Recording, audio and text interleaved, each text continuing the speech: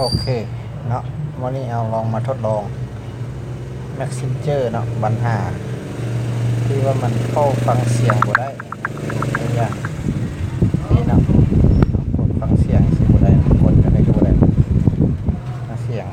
บ่ได้เนาะกดฟังเสียงบ่ได้เอาเรามาแก้ไขบ้างบัดนี้โดยเข้ามาตัวของเราเนี่ยเนาะตัวซื้อของเราเนี่ยแล้วเลื่อนขึ้นมาใส่ตัวฟรี Messenger นี่เนาะฟรี Messenger แล้วเปิดตัวนี้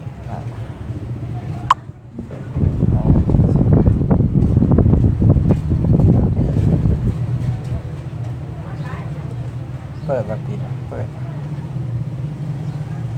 ปิดเพิ่งเนาะปิดเอามาใส่มัน กำลังฝากเครื่องเด้ออ้ายกำลังฝากเครื่องเดี๋ยวน้องเครื่องเป็นน้องฝากละเด้อ